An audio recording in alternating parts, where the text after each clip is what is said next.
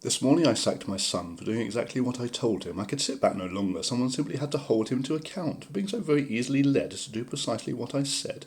It's simply impossible to work with someone who follows orders. I mean, the whole thing borders on total subordination. We can't expect an ordered family or even an ordered nation to run smoothly if what the leader says he or she wants becomes so easily legislation, all the raw ingredients for widespread civil obedience. He accused me of being an undemocratically elected father, a charge I categorically deflected rather deftly, and just before he left me, I explained there were plenty, about 180,000, who thought I was up to the job, like Marjorie from Henley and a chap in Sevenoaks called Bob. My son said rather bitterly that he felt my days were numbered, that once I was on my own and unencumbered by an offspring, there'd be no one to go and hide behind, that he was the one-eyed man while I was the king and blind, which I found a little unkind. I mean, I made him son in the first place.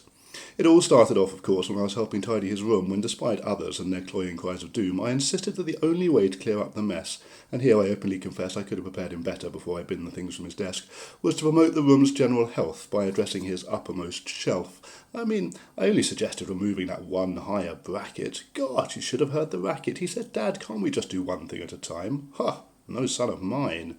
He did finally toe the line. The whole shelving unit plunged. In response to this, he babbled one of his typically childish constructions, some half-baked notion that the person that gave the instructions be responsible for any ructions that ensued. Impossibly crude, not to mention somewhat rude. That the buck would have to stop with the person at the top. Well, that's not much cop. We'd soon run out of leaders if we fired the hands that feed us.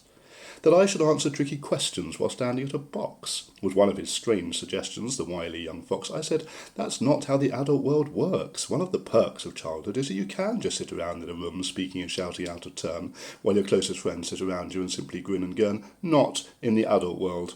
When we grown-ups make a decision, we must balance out both sides with absolute precision. He muttered under his breath, I think you might have 40 scales, these insolent infant males. He ended up by telling me he found the whole thing somewhat murky, then mumbled string, tie and bind, and something about a turkey. Speak plainly, boy, I said, without prevarication or fuss. Then he fixed my stare directly and said, Truss, Dad, Truss.